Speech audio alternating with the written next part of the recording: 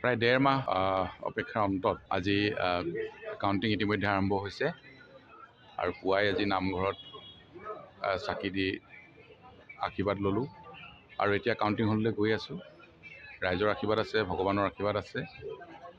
যোৰহাট লোকসভা সমষ্টি জনসাধাৰণে ভাৰতীয় জনতা পাৰ্টীৰ পক্ষত ভোট প্ৰদান কৰিছে আৰু যোৰহাট লোকসভা সমষ্টিৰ আসনখন আমি নৰেন্দ্ৰ মোদী ডাঙৰীয়াক উপহাৰ হিচাপে দিম আৰু ইয়াৰ পৰা আমি নিশ্চিতভাৱে জিকি যাম। কাৰণ সকলো ৰাইজেই নৰেন্দ্ৰ মোদী ডাঙৰীয়া তৃতীয়বাৰ প্ৰধানমন্ত্ৰী হোৱাৰ স্বাৰ্থত ভোট প্ৰদান কৰিছে আৰু অসমৰ মাননীয় মুখ্যমন্ত্ৰী ডক্টৰ হিমন্ত বিশ্ব শৰ্মা ডাঙৰীয়াৰ যি বিকাশৰ যাত্ৰা সেইখিনি অব্যাহত ৰখাৰ স্বাৰ্থত ভোট প্ৰদান কৰিছে। আমাৰ ভাল হ'ব তাক মই আৰে ২ ঘণ্টাৰ পিছততো আপোনালোকে সকলো গমেই পাব। জল ফটফটকৈ ওলাই পৰিব। ফাৰ্ষ্ট ৰাউণ্ডৰ আৰু ১৫-২০ মিনিটৰ পিছত ফাৰ্ষ্ট ৰাউণ্ডৰ ৰিজাল্ট আমি গমেই পাম। সেইখিনিলৈকে আপোনালোকে অপেক্ষা কৰক। নহয় জনসাধাৰণৰ যিটো ৰায় সেই ৰায়টোকতো সকলোৱে মানিব লাগিব। আমাৰ বিশ্বাস আছে।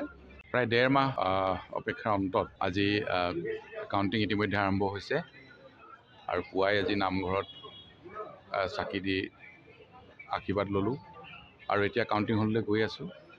ৰাইজৰ আশীৰ্বাদ আছে, ভগৱানৰ আশীৰ্বাদ আছে। যোৰহাট লোকসভা সমষ্টি জনসাধাৰণে ভাৰতীয় জনতা পাৰ্টীৰ পক্ষত ভোট প্ৰদান কৰিছে আৰু যোৰহাট লোকসভা সমষ্টিৰ আসনখন আমি নৰেন্দ্ৰ মোদী ডাঙৰীয়াক উপহাৰ হিচাপে দিম আৰু ইয়াৰ পৰা আমি নিশ্চিতভাৱে জিকি যাম। কাৰণ সকলো ৰাইজেই নৰেন্দ্ৰ মোদী ডাঙৰীয়া তৃতীয়বাৰ প্ৰধানমন্ত্ৰী হোৱাৰ স্বাৰ্থত ভোট প্ৰদান কৰিছে আৰু অসমৰ মাননীয় মুখ্যমন্ত্ৰী ডক্টৰ হিমন্ত বিশ্ব শৰ্মা ডাঙৰীয়াৰ যি বিকাশৰ যাত্ৰা সেইখিনি অব্যাহত ৰখাৰ স্বাৰ্থত ভোট প্ৰদান কৰিছে। আমাৰ ভাল হ'ব তাক মই আৰে ২ ঘণ্টাৰ পিছততো আপোনালোকে সকলো গমেই পাব। জল ফটফটকৈ ওলাই পৰিব। ফাৰ্ষ্ট ৰাউণ্ডৰ আৰু ১৫-২০ মিনিটৰ পিছত ফাৰ্ষ্ট ৰাউণ্ডৰ ৰিজাল্ট আমি গমেই পাম। সেইখিনিলৈকে আপোনালোকে অপেক্ষা কৰক। নহয় জনসাধাৰণৰ যিটো ৰায় সেই ৰায়টোকতো সকলোৱে মানিব লাগিব।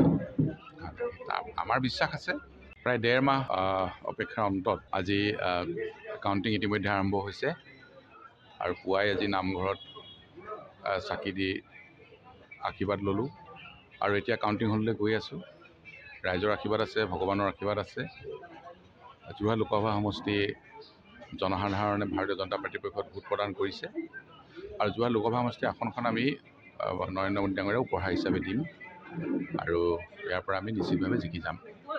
কাৰণ সকলো ৰাইজেই নৰেন্দ্ৰ মোদী ডাঙৰীয়া তৃতীয়বাৰ প্ৰধানমন্ত্ৰী হোৱাৰ স্বাৰ্থত ভোট প্ৰদান কৰিছে আৰু অসমৰ মাননীয় মুখ্যমন্ত্ৰী ডক্টৰ হিমন্ত বিশ্ব শৰ্মা ডাঙৰীয়াৰ যি বিকাশৰ যাত্ৰা সেইখিনি অব্যাহত ৰখাৰ স্বাৰ্থত ভোট প্ৰদান কৰিছে। আমাৰ ভাল হ'ব তাক মই আৰে ২ ঘণ্টাৰ পিছততো আপোনালোকে সকলো গমেই পাব। জল ফটফটকৈ ওলাই পৰিব। ফাৰ্ষ্ট ৰাউণ্ডৰ আৰু ১৫-২০ মিনিটৰ পিছত ফাৰ্ষ্ট ৰাউণ্ডৰ ৰিজাল্ট আমি গমেই পাম। সেইখিনিলৈকে আপোনালোকে অপেক্ষা কৰক। নহয় জনসাধাৰণৰ যিটো ৰায় সেই ৰায়টোকতো সকলোৱে মানিব লাগিব। আমাৰ বিশ্বাস আছে।